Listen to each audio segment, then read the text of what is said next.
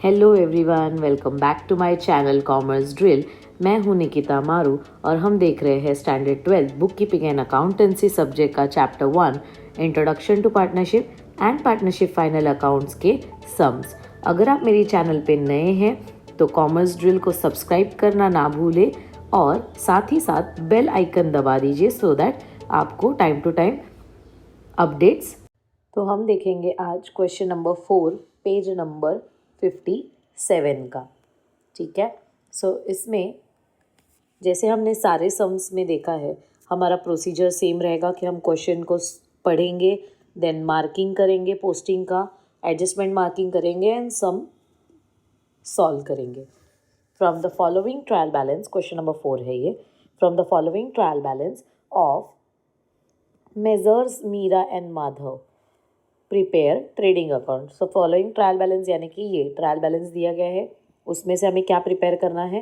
हर question में दिया रहता है trading account, profit and loss account for the year ended 31 March 2019 and balance sheet as on that date. का मतलब होता है एज ऑन 31 मार्च 2019 का ही हमें बैलेंस शीट भी ड्रॉ करना है। यानी ये तीन चीज़ें तो फिक्स है, trading, profit and loss and balance sheet. तो इसके अलावा हमें क्या ड्रॉ करना रहता है, तो एक हम बनाते हैं पार्टनर्स कैपिटल या फिर पार्टनर्स करंट अकाउंट। तो ये हमने आगे के सम्स में भी देखा है कि कैसे डिसाइड किया जाएगा। तो ये जो ट्रायल बैलेंस है, उस ट्रायल बैलेंस के अंदर आप देखिए पार्टनर्स के नाम जहाँ दिए गए हैं, तो यहाँ एक बार दिया है और सेकेंड टाइम यहाँ दिया गया है। तो आप देखेंगे कि क्वेश्चन में पार्टनर्स का कैपिटल दिया है, तो अगर पार्टनर्स का क्वेश्चन में करंट अकाउंट नहीं दिया गया है, इसका मतलब हमें कैपिटल अकाउंट ही ड्रॉ करना रहेगा। ठीक है, सो हम स्टार्ट करते हैं हमारे पोस्टिंग मार्किंग के साथ।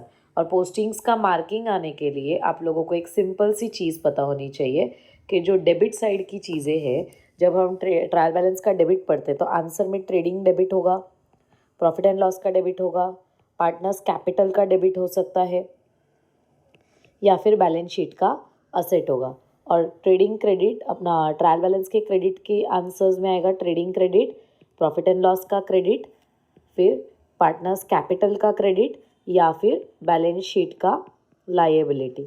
इतने आंसर्स आ सकते हैं। सो स्टार्ट करते हैं। ये सिर्फ इतना चीज़ें हैं ना, रिटर्न्स यानी कि sales return and purchase return के लिए यूज़ नहीं होती है। हम देखते हैं कैसे। सो सबसे पहला है हमारा डेबिट साइड, यानी आपको कभी भी क्वेश्चन में वो चीज़ डेबिट में जाएगी या क्रेडिट में जाएगी ये सोचना ही नहीं पड़ेगा। क्यों? क्योंकि उन्होंने डेबिट क्रेडिट ऑलरेडी अलग करके दिया हुआ है। तो हमें सिर्फ डिसाइड करना है अकाउंट या स्टेटमेंट कौन सा होगा। ठीक है, स्टेटमेंट में कहाँ जाएगा।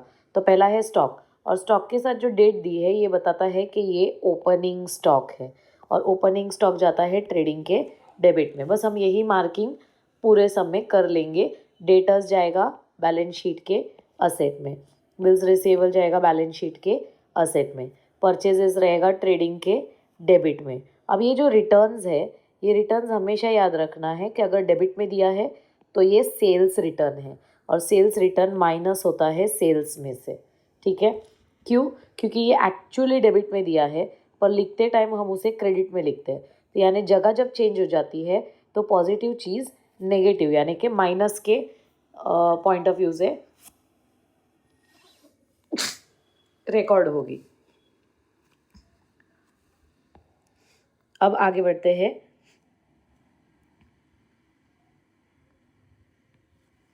नेक्स्ट है कैरेज इनवर्ड। तो कैरेज इनवर्ड जाएगा हमारे ट्रेडिंग के डेबिट में, carriage outward profit and loss के डेबिट में। दोनों ही कैरेज है, एक इनवर्ड है और एक आउटवर्ड है।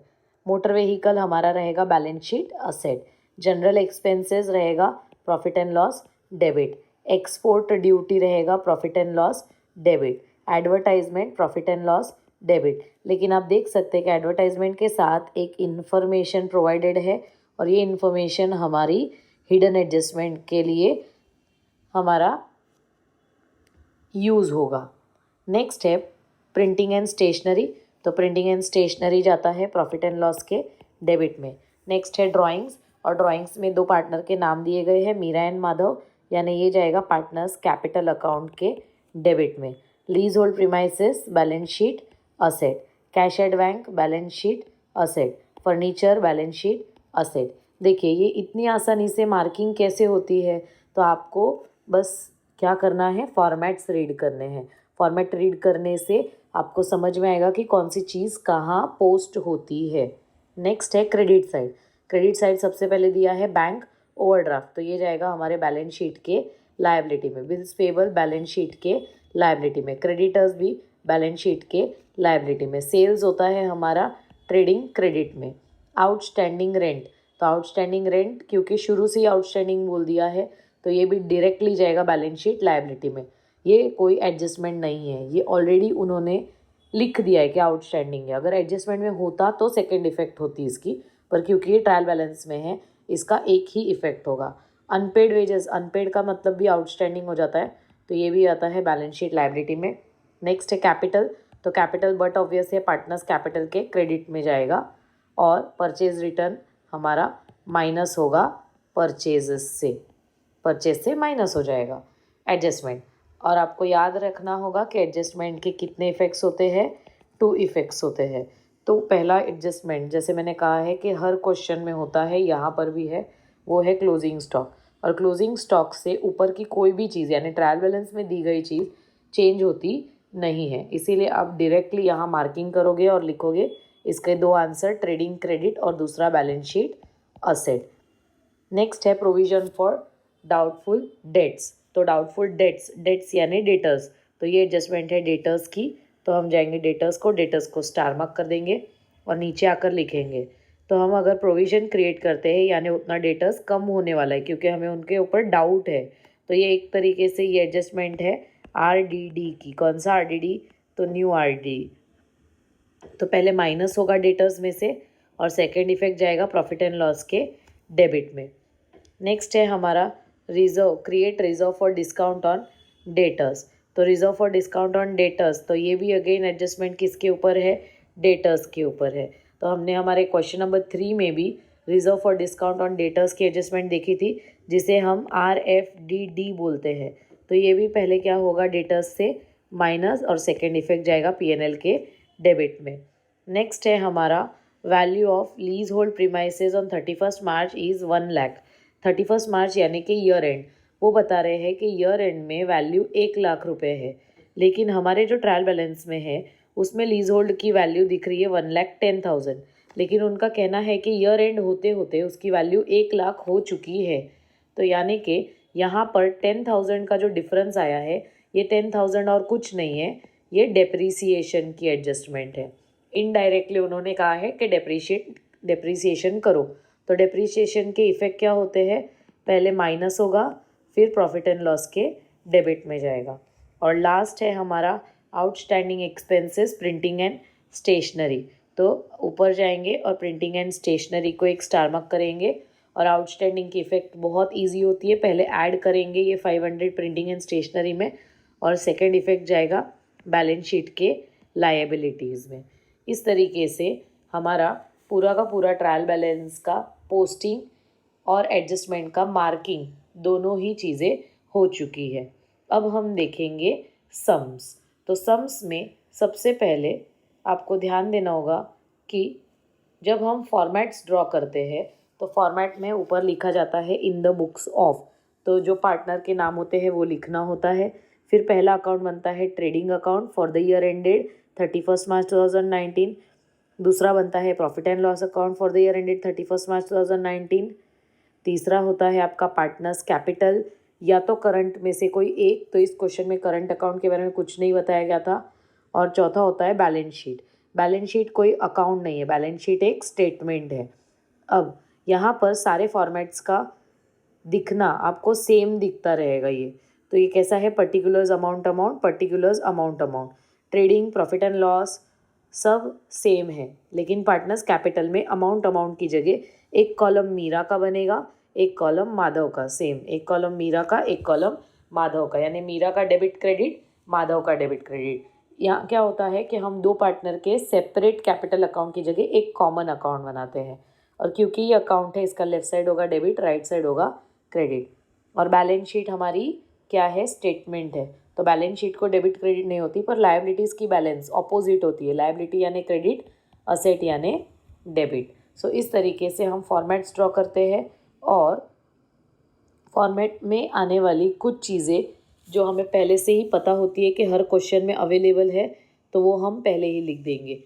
तो अब वो कौन कौन सी चीज़ें हैं, जिन्होंने मेरे प्रीवियस वीडियोस देखे रहेंगे उन्हें ये चीज़ पहले से पता होगी कि कौन से ऐसी पोस्टिंग्स है जो पहले से ही हमें पता होती है क्योंकि वो क्वेश्चन में आती है। और जो आप अगर मेरे चैनल पे नए हैं तो आप इसे फर्स्ट टाइम देख रहे हैं, तो अगर आपको ये वीडियो अच्छा लगे तो डेफिनेटली एंड में इसे लाइक कीजिएगा और अपने फ्रेंड्स के साथ शेयर ज़रूर कीजिएगा, ठीक है। सो यहाँ पर मैं बता देती हूँ अब ऐसी कौन सी चीज़ें हैं जो फिक्स है कि बोर्ड एग्ज़ाम्स में भी होनी ही है। तो पहला है ट्रेडिंग अकाउंट में 2 ओपनिंग स्टॉक, दूसरा है 2 परचेजेस। परचेजेस में से माइनस होता है परचेज रिटर्न्स। फिर परचेज का ऑपोजिट होता है सेल्स, तो क्रेडिट साइड में आता है बाय सेल्स, सेल्स में से माइनस होता है सेल्स रिटर्न्स। और ओपनिंग स्टॉक का ऑपोजिट होता है क्लोजिंग स्टॉक, सो यहाँ आ जाएगा बाय क्लोजिंग स्टॉक। बट क्योंकि क्लोजिंग स्टॉक एक एडजस्टमेंट होती है हर क्वेश्चन में, क्लोजिंग स्टॉक के 2 इफेक्ट होते हैं, एक ट्रेडिंग के क्रेडिट में और दूसरा बैलेंस शीट के असेट में भी हम पहले ही लिख देंगे क्लोजिंग स्टॉक। फिर प्रॉफिट एंड लॉस अकाउंट में आएंगे। प्रॉफिट एंड लॉस अकाउंट में हमेशा पहली लाइन दोनों साइड पे छोड़ देनी है और फिर एक फॉर्मूला लिखना है 2 बैड डेट्स, ये बैड डेट्स ओल्ड है, फिर add new bad debts, add new RDD, less old RDD. आप देख सकते हैं क्वेश्चन में 2 बैड डेट 2 आरडीडी हो सकती है, तो कहाँ कौन सी चीज़ मिलेगी, तो ये मिलेगा ट्रायल बैलेंस में और ओल्ड वाला ये मिलेगा ट्रायल बैलेंस में। दोनों ही न्यू एडजस्टमेंट में मिलता है और एडजस्टमेंट की सेकंड इफेक्ट यहाँ होती है। फिर हम जाएंगे बैलेंस शीट में, तो बैलेंस शीट के लायबिलिटीज साइड पे एक है सन्ड्री क्रेडिटर्स और असेट साइड पे है सन्ड्री डेटर्स। आपको अगर सन्ड्री वर्ड याद नहीं रहता है तो चलेगा, क्रेडिटर्स एंड डेटर्स याद रखिए कि इतनी चीज़ें तो है जो हमारे हर क्वेश्चन में अवेलेबल होगी ही, ठीक है। सो अब हम क्या करते हैं, स्टार्ट करते हैं सम को सॉल्व करना।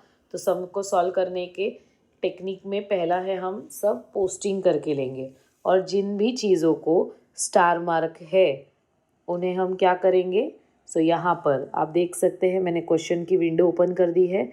जिन भी चीज़ों को हमने स्टार मार्क किया है मतलब उन्हें एडजस्टमेंट है, तो शुरू में हम एडजस्टमेंट के लिए पहले लाइन छोड़ेंगे और बाद में जाके हम पोस्टिंग ख़त्म होने के बाद एडजस्टमेंट्स की शुरुआत करेंगे।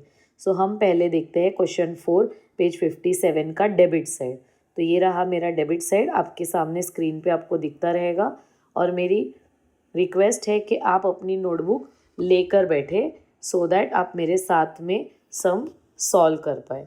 और जितनी भी चीज़ें आपको खुद से आ रही है अब ये वीडियो देख के, इससे पहले वीडियो देख के अगर आपको कॉन्फिडेंस बिल्ट हुआ है और अगर आपको और भी ट्रिक्स या कहीं पे प्रॉब्लम आ रही है तो आप बिंदास होके मुझे कमेंट बॉक्स में इन्फॉर्म कीजिए। मैं आपके कमेंट्स के ऊपर डेफिनेटली रिप्लाई दूंगी आपको। आपका जो भी डाउट होगा आप कमेंट बॉक्स में डाल दीजिए। सो अब हम बढ़ते हैं, हमारा पहला है स्टॉक। तो यहाँ स्टॉक का अमाउंट है 25,000 और ये स्टॉक है ओपनिंग स्टॉक, तो बस ये अमाउंट डाल दिया। नेक्स्ट है डेटर्स और डेटर्स को 2 स्टार है, तो डेटर्स हमने लिखे हैं बैलेंस शीट के असेट में, तो यहाँ जाएंगे और इनर कॉलम में लिखेंगे 80,500 और क्योंकि इसको 2 स्टार है, पहले स्टार के लिए 1 लाइन, दूसरे स्टार के लिए 2 लाइन, इस तरीके से हमने लाइन छोड़ दी। नेक्स्ट है बिल्स रिसीवेबल, तो बिल्स रिसीवेबल हमारा जाएगा असेट में, तो bill receivable again outer column में आ जाएगा 10,000 क्योंकि इसको कोई एडजस्टमेंट नहीं है। देख सकते हो आप, जब कोई स्टार नहीं होता है तो अमाउंट सीधा आउटर कॉलम में आ जाती है और जब स्टार होता है तो पहले हम इनर में लिख के कुछ लाइन छोड़ देते हैं। नेक्स्ट है परचेजेस, तो परचेजेस भी हमने पहले से लिख के रखा है, लेकिन परचेज के साथ हम माइनस करते हैं परचेज रिटर्न, इसीलिए परचेज को हमेशा पहले इनर कॉलम में ही लिखते हैं 2,08,500। नेक्स्ट है रिटर्न्स, तो ये हमने देखा था कि ये सेल्स रिटर्न है, तो सेल्स रिटर्न तो सेल्स में से माइनस होता है, सो यहाँ लिखेंगे 1000 और ब्रैकेट डाल देंगे क्योंकि हमें इसे माइनस करना है। नेक्स्ट है कैरेज इनवर्ड, तो कैरेज इनवर्ड जाता है ट्रेडिंग के डेबिट में, टू कैरेज इनवर्ड। आप ध्यान दें क्योंकि आप जब डेबिट में लिखते हैं तो शुरुआत हमेशा 2 से करनी होती है। तो कैरेज इनवर्ड की अमाउंट है 3000 आउटर कॉलम में। आप स्केल लेके बैठ सकते हैं, अपनी टेक्स्ट बुक में अमाउंट देखिए, कंफर्म कीजिए और हो सके उतना मेरे साथ में बोलने की कोशिश कीजिए, क्योंकि आप जितना बोलेंगे उतना ज़्यादा आप अच्छे से बाय हार्ट कर पाएंगे। नेक्स्ट है कैरेज आउटवर्ड, जो जाएगा प्रॉफिट एंड लॉस के डेबिट में, टू कैरेज आउटवर्ड, और इसका अमाउंट आउटर कॉलम में आएगा 4500, क्योंकि इसे भी कोई एडजस्टमेंट नहीं है। नेक्स्ट है मोटर व्हीकल, सो मोटर व्हीकल जाता है हमारे असेट्स में, बैलेंस शीट असेट्स में, सो यहाँ लिख दिया मोटर व्हीकल, क्योंकि इसे भी कोई स्टार मार्क नहीं है, यानी इसे कोई एडजस्टमेंट नहीं है, तो ये भी हम सीधा आउटर कॉलम में लिख देंगे 55,000। नेक्स्ट है जनरल एक्सपेंस, तो जनरल एक्सपेंस जाता है हमारे प्रॉफिट एंड लॉस अकाउंट के डेबिट में, टू जनरल एक्सपेंस, तो जनरल एक्सपेंसेस की अमाउंट है 1800। नेक्स्ट है एक्सपोर्ट ड्यूटी, एक्सपोर्ट ड्यूटी भी जाता है प्रॉफिट एंड लॉस में, सो यहाँ जाएगा एक्सपोर्ट ड्यूटी, अमाउंट है 900 आउटर कॉलम, क्योंकि उसे भी कोई एडजस्टमेंट नहीं है। नेक्स्ट एडवर्टाइजमेंट है, जो रहेगा पीएनएल अकाउंट में, और आप देख सकते हैं कि जब मैं डेबिट साइड पढ़ रही हूँ तो एंट्री सब डेबिट में ही हो रही है, और अगर बैलेंस शीट होगा तो बैलेंस शीट का असेट साइड डेबिट होता है, ठीक है। तो हम डेबिट की चीज़ें डेबिट में ही रिकॉर्ड करते हैं। तो एडवर्टाइजमेंट को हमने देखा था कि एक हिडन एडजस्टमेंट है, तो अमाउंट मुझे इनर कॉलम में लिखनी होगी और एक लाइन छोड़नी होगी। नेक्स्ट है प्रिंटिंग स्टेशनरी, वो भी प्रॉफिट एंड लॉस में ही जाएगा, तो यहाँ लिख देंगे टू प्रिंटिंग एंड स्टेशनरी, तो printing and stationery 1200 outer column में, सॉरी प्रिंटिंग एंड स्टेशनरी को एडजस्टमेंट है तो हमें उसे इनर कॉलम में लिखना रहेगा, 1200 हमने स्टार मार्क किया है उसे। नेक्स्ट है ड्राइंग्स, तो ड्राइंग्स जाएगा, जैसे ही ड्राइंग्स में पढ़ा तो ड्राइंग्स में पार्टनर के नाम थे, और पार्टनर का नाम आया मतलब उनके ही अकाउंट में जाना चाहिए, यानी कैपिटल अकाउंट के डेबिट में आएगा टू ड्राइंग्स,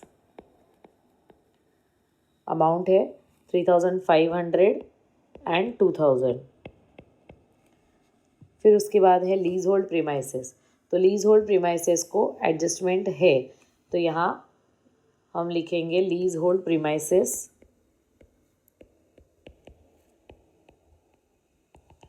और इनर कॉलम में लिख देंगे 1,10,000 और एक लाइन छोड़ देंगे। नेक्स्ट है कैश एट बैंक, अमाउंट है 45,000 outer column, no adjustment. And last furniture, debit side का लास्ट है ये, और फर्नीचर को भी कोई एडजस्टमेंट ना होने की वजह से सीधा आउटर कॉलम में ही हम एंट्री कर देंगे। सो इस तरीके से हमने डेबिट साइड कंप्लीट कर लिया है पोस्टिंग का।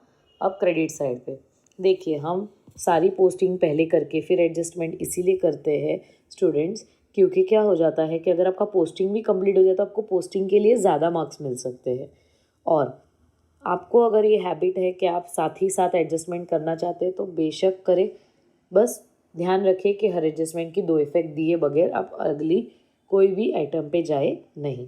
नेक्स्ट है बैंक ओवरड्राफ्ट, क्रेडिट साइड पे पहला है बैंक ओवरड्राफ्ट, तो हमें यहाँ लिखना है सन्ड्री क्रेडिटर्स के नीचे बैंक ओवरड्राफ्ट, और जो अमाउंट दी है हमें बस लिख देनी है, क्योंकि इसे कोई एडजस्टमेंट नहीं है, सीधा आउटर कॉलम में आ जाएगा 5000। उसके बाद है बिल्स पेबल, तो बिल पेबल भी क्या है, हमारी लायबिलिटी, देखिए मैं लायबिलिटी में लिख रही हूँ, तो बिल पेबल की अमाउंट है 12,500।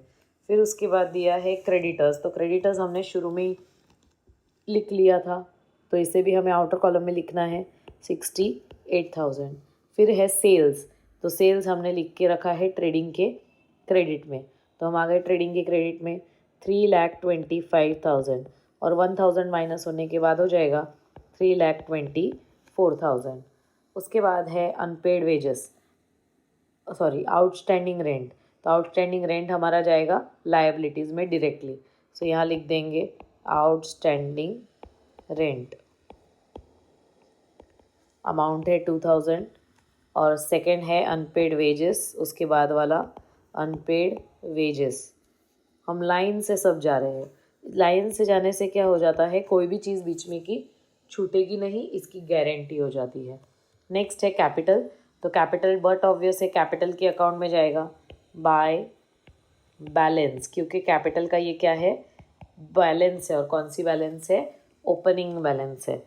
तो दोनों में लिख दिया 75,000 75,000। नेक्स्ट है परचेज रिटर्न। तो परचेज रिटर्न होता है परचेज में से माइनस। तो ये रहा परचेज रिटर्न्स, उसमें से हम लिखेंगे 1000 माइनस, और माइनस होके आ जाएगा 2,07,500। सो इस तरीके से हमारा पोस्टिंग्स कंप्लीट हो चुका है। नेक्स्ट है हमारा पार्ट एडजस्टमेंट्स का। तो एडजस्टमेंट में सबसे पहले क्या दिया है, क्लोजिंग स्टॉक। क्लोजिंग स्टॉक की एक ही वैल्यू दी है, तो बस हमें ये एक वैल्यू को दो जगहों पे लिखना है। इसे ही कहते हैं टू इफेक्ट्स। तो एक हमने लिखा ट्रेडिंग के क्रेडिट में, और दूसरा हम लिखेंगे बैलेंस शीट के असेट्स में 32,000। नेक्स्ट है provide provision for doubtful debts 2000। So provision for doubtful debts में, और point number 3 reserve for discount on debtors. तो इन दोनों में भी पहली एडजस्टमेंट कौन सी डेटर से होनी चाहिए, ये बहुत इंपॉर्टेंट है। तो हमेशा याद रखो डिस्काउंट वाली लास्ट में एंट्री होती है। तो पहले हम minus new RDD, provision for doubtful debts आने RDD। तो RDD दिया है 2000, इसे माइनस कर लेंगे तो आंसर आ जाएगा 78,500। इनर में ही क्यों लिखा, क्योंकि एक और एडजस्टमेंट की जगह हमने छोड़ी है, मतलब एक और एडजस्टमेंट यहाँ करनी है। अब ये जो न्यू RDD हमने माइनस किया, इसका second effect profit and loss account में एक फॉर्मूला लिखा है हमने, बस उधर लिख देना है 2000। नेक्स्ट है create reserve for discount on debtors at 3%। तो फिर से डेटर्स में आएंगे और माइनस न्यू RFDD, और उसका परसेंटेज है 3%। तो 3% किसका, तो 3% गुड डेटर्स का। तो जिनके ऊपर हमें डाउट है कि पैसा नहीं आएगा, उसे माइनस करने के बाद ये जो है 78,500, ये हमारे गुड डेटर्स हैं, और गुड डेटर्स को हम डिस्काउंट ऑफर करते हैं। तो 3% का डिस्काउंट यानी 3/100 करना है। 2 0 यहाँ से कट, 2 0 यहाँ से कट, 785 मल्टीप्लाई बाय 3 करना है। तो 5 3s are 15, 5 8s are 24, 1 25, 7 3s are 21, 22 23। तो आंसर आया है 2355। हम कंफर्म कर लेते हैं। 3 5s are 15, 3 8s are 24, 1 25, 2 carry होगा, 3 7s are 21, 22 23, 2355 ये माइनस करना है। तो 78,500 में से 2355 हम माइनस भी करेंगे। तो ये हो जाएगा 10, ये हो जाएगा 9, ये हो जाएगा 4। 10 - 5 5, 9 - 4 4, 4 - 3 1, 8 - 2 6, और आया 76,145, 76,145। अब ये जो न्यू RFDD है यानी reserve for discount on debtors, इसकी सेकेंड इफेक्ट जाएगी प्रॉफिट एंड लॉस के डेबिट में। टू रिजर्व, यहाँ फुल फॉर्म लिखना है, फॉर डिस्काउंट ऑन डेटर्स। तो यहाँ आ जाएगा न्यू RFDD। तो हमने आंसर न्यू RFDD का कितना निकाला था, 2355। सो सेकेंड इफेक्ट भी उतने का ही होगा, 2355। हमारी फोर्थ एडजस्टमेंट है value of lease hold premises on 31 मार्च। तो हमने ये पहले ही डिस्कस कर लिया था कि 31 मार्च को बता रहे हैं कि वैल्यू 1 लाख है, जबकि हमारे क्वेश्चन में दिख रहा था कि ये 1,10,000 है। तो 1,10,000 से वो 1 लाख पे आया, यानी कि आपको याद रखना है कि हमें लीज होल्ड प्रीमाइसेस की जो वैल्यू दी है इसे आउटर कॉलम में लिखना है। 1 लाख अब की नई कीमत है, यानी यहाँ से माइनस हुआ और इस माइनस को नाम देना है डेप्रीसिएशन। और कितने से माइनस हुआ, 10,000 से। अब ये जो डेप्रीसिएशन है इसकी सेकेंड इफेक्ट हमारे प्रॉफिट एंड लॉस के डेबिट में जाएगी। टू डेप्रीसिएशन ऑन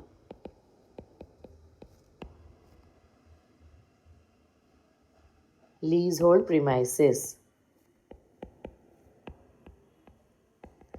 और आंसर आ गया 10,000। डेप्रीसिएशन यानी हमने जो अमाउंट माइनस की उसका सेकेंड इफेक्ट होगा। और लास्ट एडजस्टमेंट है हमारी outstanding expenses printing and stationery 500, fifth adjustment. तो हमें पहले प्रिंटिंग एंड स्टेशनरी में जाना है और वहाँ जाके करना है ऐड आउटस्टैंडिंग। मैंने पहले भी कहा है, मैं दोबारा कह रही हूँ ये चीज़ कि अगर आपको एडजस्टमेंट की दोनों इफेक्ट नहीं आती है that is completely okay. At least आप पहली इफेक्ट जिसमें या तो हमें प्लस करना है या तो माइनस, वो याद रखने की कोशिश कीजिए।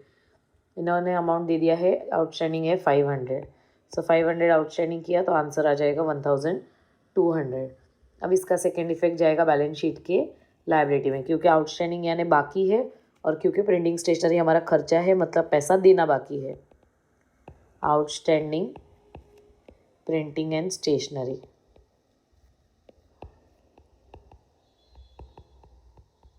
और अमाउंट है 10,000 जो हमने कैलकुलेट किया। ठीक है, तो इस तरीके से 10,000 ने, आउटस्टैंडिंग है 500, आउटस्टैंडिंग है 500।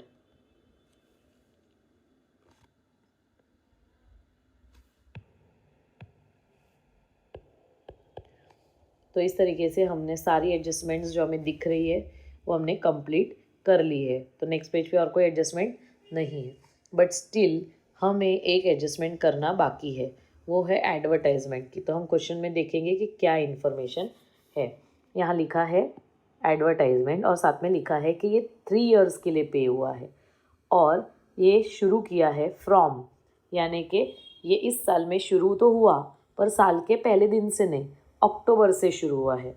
तो हमें क्या करना है, एक बहुत सिंपल सी चीज़ होती है स्टूडेंट्स, 3 इयर्स यानी कि 36 मंथ्स, उसमें से यानी टोटल आपने 36 मंथ्स का पेमेंट किया, जिसमें से इस साल आपने उसे अक्टूबर में शुरू किया है।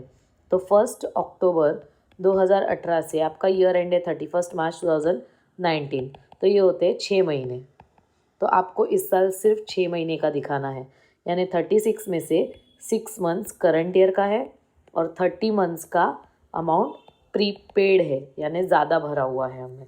ठीक है, ये 36 कैसे आया, हर साल के 12 महीने, तो आ जाते हैं 36 मंथ्स। अब हमें इसे कैलकुलेट कैसे करना है, बहुत सिंपल है। हमें आउटर कॉलम में 6 महीने की अमाउंट चाहिए, तो एडवर्टाइजमेंट की अमाउंट क्या है, 4,800 इंटू हमें कितना मंथ्स चाहिए, 6 मंथ्स, 6 अपॉन टोटल कितने मंथ्स है, 36 मंथ्स। तो बस ये करोगे तो आंसर आ जाएगा, 6 1 जा 6 6 जा 6 1 जा 6 8 ज़ार 48 और ये 2 ज़ीरो एज इट इज़, यानी हमारी करंट ईयर की 6 महीने की अमाउंट है 800 और हमने टोटल 3 साल के लिए पेमेंट किया था 4,800। तो 4,800 में से 800 करंट ईयर का है, यानी प्रीपेड है 4,000 अमाउंट। ठीक है, सो अब हम जाएंगे हमारे एडवर्टाइजमेंट में, यहाँ से माइनस करेंगे प्रीपेड, तो करंट ईयर आना चाहिए 800, यानी पूरा 4,000 प्रीपेड हो जाएगा। इसकी सेकेंड इफेक्ट जाएगी बैलेंस शीट के असेट में, आप लिखोगे प्रीपेड। देखिए बैलेंस शीट के असेट में मैं लिख रही हूँ प्रीपेड एडवर्टाइजमेंट और अमाउंट है 4,000, क्योंकि 800 करंट ईयर, सिर्फ इस साल आपने 6 महीने का ही यूज़ किया है एडवर्टाइजमेंट का, तो सिर्फ 6 महीने की अमाउंट लगेगी। इसको छोड़ के कोई भी हिडन एडजस्टमेंट नहीं है। तो जब हिडन एडजस्टमेंट नहीं है स्टूडेंट्स, तो अब आपका सम हो चुका है ख़त्म। तो बस अब आपको क्या करना है, टैली करना शुरू करना है। तो अब हम, क्योंकि हमारे सारे एडजस्टमेंट्स हो चुके हैं, अब हमें करना है टैली, और टैली करने के लिए सारे एडजस्टमेंट्स को मैंने हाईलाइट करके रेड कर दिया है, आप देख सकते हैं। तो ये मैंने जो रेड किए हैं ये सारे एडजस्टमेंट है, तो आपको ये रिकॉग्नाइज करने के लिए ईजी हो जाएगा। सो अब हमें टैली शुरू करना है। तो टैली करने का प्रोसेस हमारा सेम रहेगा, पहले हमें पेंसिल का यूज़ करना है और ट्रेडिंग अकाउंट सबसे पहले क्लोज़ करेंगे। तो क्लोज़ करने के लिए आपको ट्रेडिंग के डेबिट और ट्रेडिंग के क्रेडिट का आपको हमेशा याद रखना है, आउटर कॉलम का ही अमाउंट कंसिडर होता है। तो चेक कर लो कि सारे अमाउंट आउटर कॉलम में आ चुके हैं या नहीं। ठीक है, तो जैसे ये परचेज आ चुका है, सेल्स भी आउटर कॉलम में है। सो अब हमें इसे टैली शुरू करना है। तो डेबिट साइड का टोटल लिखेंगे trading debit and trading credit. इस तरीके से दोनों साइड का टोटल लेंगे हम लोग। ट्रेडिंग डेबिट में 25,000 है, फिर 2,07,500, 3,000, ये 3 अमाउंट्स है। और क्रेडिट में 2 अमाउंट दिख रही है मुझे, 3,24,000 और दूसरा है 32,000। सो इस तरीके से मुझे दोनों साइड का टोटल लेना है। तो पहले हम डेबिट का टोटल लेते हैं 0, सेकेंड लास्ट डिजिट भी 0, थर्ड लास्ट डिजिट है हमारा 5, फोर्थ लास्ट डिजिट है 5 एंड 7 12, 12 एंड 3 15, 1, 1 एंड 2 3, 2,35,500, 2,35,500 ये हमारे डेबिट साइड का टोटल है। क्रेडिट साइड का total last digit 0, second last digit 0, third last digit 0, fourth last digit है हमारा 4 + 2 6, देन है 5 + 3 2 + 3 5 एंड 3, यानी कि टोटल आ रहा है 3,56,000 का। सो इस तरीके से हमने टोटल ले लिया है। जैसे ही आपको टोटल पता चल जाए, आपका पेन फिर से हाथ में आ जाना चाहिए और पेन से जो बड़ा साइड का टोटल है उसी से अकाउंट को क्लोज़ किया जाएगा। तो बड़े साइड का बड़ा टोटल है हमारा 3,56,000। तो 3,56,000 को दोनों साइड लिखेंगे, 3,56,000। अब आंसर कैसे निकालोगे? तो ट्रेडिंग का क्रेडिट का टोटल, उसमें से ट्रेडिंग का डेबिट का टोटल माइनस करेंगे। तो क्रेडिट का टोटल आया है 3,56,000 और डेबिट का टोटल है 2,35,500। और हमारी जो क्रेडिट साइड होती है वो इनकम साइड होती है और डेबिट साइड जो है वो एक्सपेंस साइड है। तो इनकम से एक्सपेंस माइनस करने के बाद आपको मिलेगा प्रॉफिट। तो ये कौन सा प्रॉफिट रहेगा हमारा? तो ये होगा ग्रॉस प्रॉफिट। सो अब हमें क्या करना है, 0 0 माइनस करना है। तो ये हो जाएगा 10, ये हो जाएगा 5, 10 - 5 5, 5 - 5 0, 5 - 3 2 एंड 3 - 2 1। तो हमारा आंसर आ गया है 1,20,500। सो ये हम यहाँ लिख देंगे क्योंकि ये साइड ये कम पड़ रहा था। सो ये कम नहीं पड़ा है, ये बैलेंस फिगर है। तो ये है ग्रॉस प्रॉफिट कैरी डाउन यानी कि इसे दूसरे अकाउंट में लेके जाना है। तो हमारा दूसरा अकाउंट है प्रॉफिट एंड लॉस। तो ट्रेडिंग के डेबिट से ये प्रॉफिट एंड लॉस के क्रेडिट में आ जाएगा। तो प्रॉफिट एंड लॉस के क्रेडिट में आने के बाद आपको लिखना है same by gross profit brought down.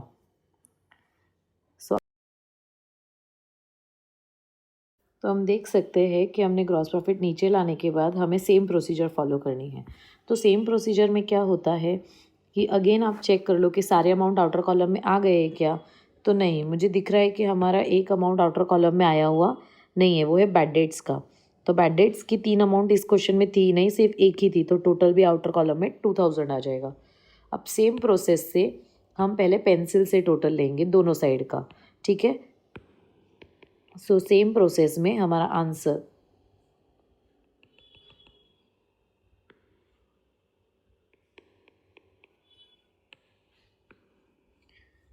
हमें क्या करना है, पहले पेंसिल से हमें दोनों साइड का टोटल लेना है, ठीक है। सो आप देख सकते हैं जैसे क्रेडिट में कोई अमाउंट नहीं है, सिर्फ एक ही है, दैट इज़ 120,500। तो हमें सिर्फ डेबिट साइड का टोटल लेना है। तो P&L डेबिट का हम टोटल लेंगे और उसमें अमाउंट है पहले 2,000, फिर 4,500, 1,800, 900, 800, 1,700, 2,355 और लास्ट है 10,000। सो टोटल लेंगे तो लास्ट डिजिट है 5, सेकेंड लास्ट डिजिट भी है 5, थर्ड लास्ट डिजिट है 5 एंड 8 13, 13 + 9 22, 22 + 8 30, 30 + 7 37, 37 + 3 37 + 3 40 0 4 कैरी होगा, फिर 4 + 2 6, 6 + 4 10 11 12 13 14 4 1 24,055 ये डेबिट का टोटल आया, 24,055। रिपीटिंग द सेम प्रोसीजर, बड़े टोटल को हम दोनों साइड लिखते हैं। तो बड़ा टोटल है हमारा 1,20,500 क्रेडिट साइड का टोटल। अभी नेक्स्ट प्रोसेस है P&L का क्रेडिट, उसमें से P&L का डेबिट माइनस करेंगे। क्यों? क्योंकि क्रेडिट साइड बड़ा है। 1,20,500 में से 24,055 माइनस करने के बाद ये हो जाएगा 10, ये 9, ये 4। तो 10 - 5 5, 9 - 5 4, 4 का 4 आ जाएगा, ये 10 हो जाएगा, ये 1। तो 9 4, 10 - 4 6, फिर 1 में से 2 नहीं जाएगा, तो ये 11 और ये 0, 11 - 2 9। सो हमारा आंसर आ गया है 96,445। अब इसे कैसे लिखेंगे? तो ये क्या आया है हमारा नेट प्रॉफिट। तो ये मिल जाएगा मीरा एंड माधव को 96,445 टोटल। अब क्या करना है, क्योंकि ये नेट प्रॉफिट है, फाइनल है, ये दोनों पार्टनर में डिस्ट्रीब्यूट होगा, मीरा एंड माधव में डिस्ट्रीब्यूट होगा। पर हमारे क्वेश्चन में कोई भी रेशियो दिया गया नहीं था। तो जब क्वेश्चन में कोई डिस्ट्रीब्यूशन के लिए रेशियो ना दिया गया हो तो हमारे रूल्स में कहा गया है कि हमें इक्वली दोनों में डिस्ट्रीब्यूट करना है। तो हमारे 2 पार्टनर्स है, तो 96,445 को क्योंकि 2 पार्टनर है 2 से डिवाइड करेंगे। 3 पार्टनर होते तो 3 से डिवाइड कर लेते हम लोग। सो यहाँ आ जाएगा 2 4 आर 8, 1 बचेगा 16 हो जाएगा, 2 9 8 आर 16, 0 हो जाएगा, 4 नीचे लेंगे, 1 बाय 1 एक एक डिजिट नीचे आता जाएगा।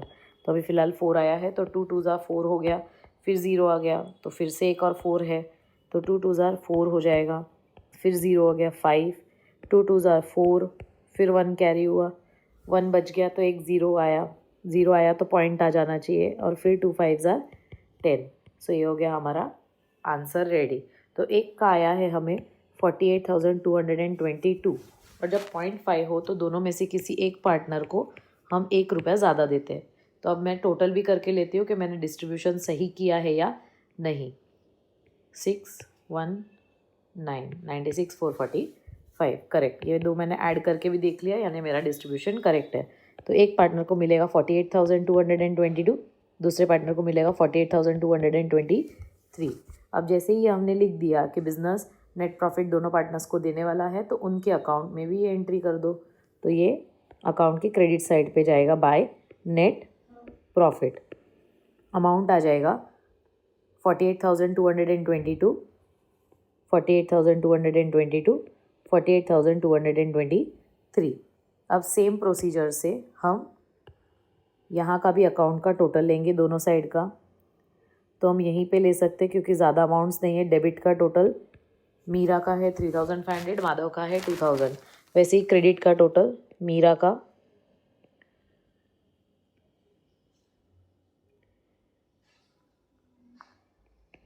1,23,222, माधव का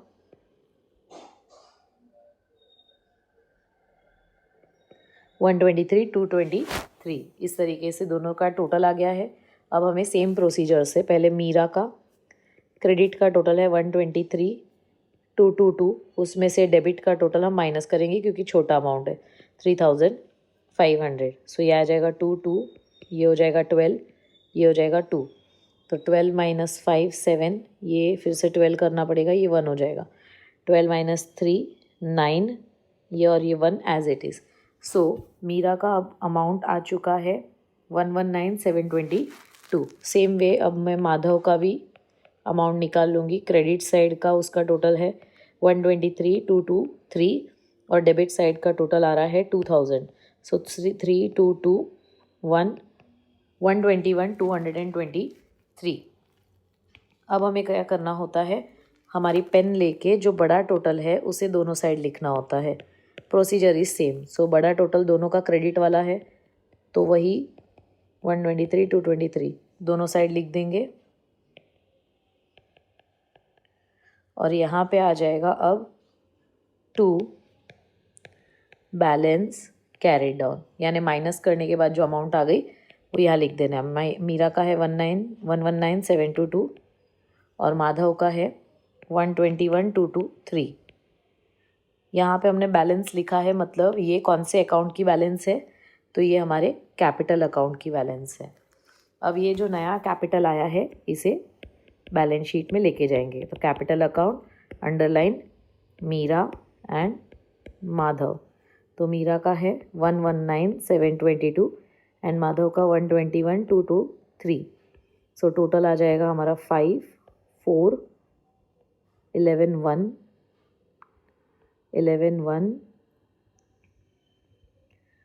4, 241, 145। मैं देख लेती हूँ यहाँ फिर से टोटल करके 119,722, 121, 223, 5, 4 टोटल लेना है, यानी मुझे प्लस करना है।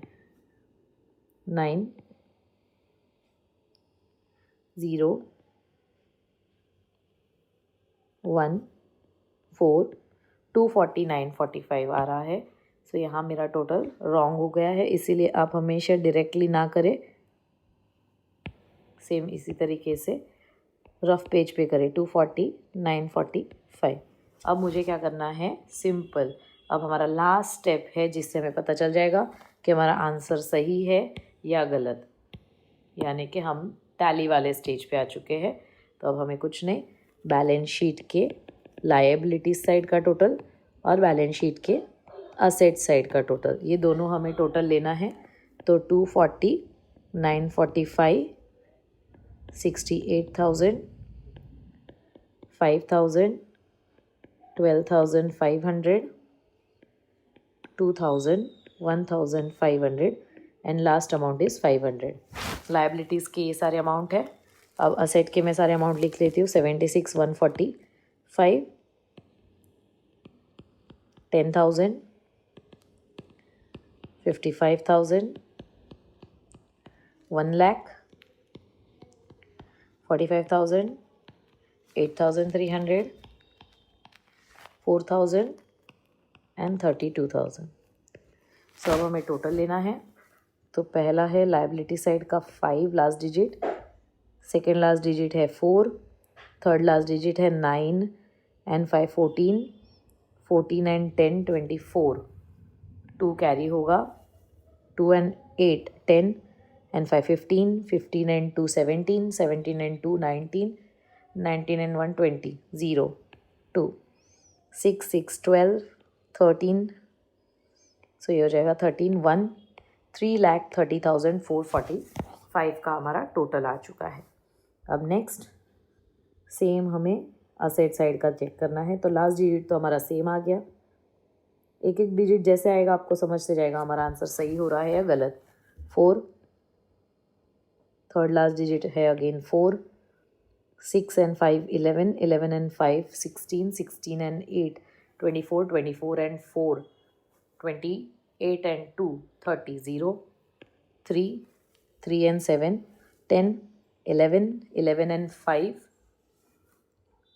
16, 16 and 4 20 and 3 23, 2 और 2 and 1 3। सो 3,30,445 पे हमारा आंसर टैली हो रहा है। 3,30,445। इस तरीके से आपको टैली प्रोसेस कंप्लीट करना है। ये वीडियो एंड तक देखने के लिए थैंक यू सो मच। ऐसे ही और भी अपकमिंग वीडियोस के लिए चैनल को सब्सक्राइब करें, बेल आइकन दबाना ना भूलें so that time to time updates आपको मिलते रहे। और फाइनल अकाउंट्स के बाद और भी चैप्टर्स के मैं सम्स, थियोरी पार्ट, ऑब्जेक्टिव्स सारी चीज़ें मैं अपलोड करने वाली हूँ। So don't forget to subscribe. Thank you.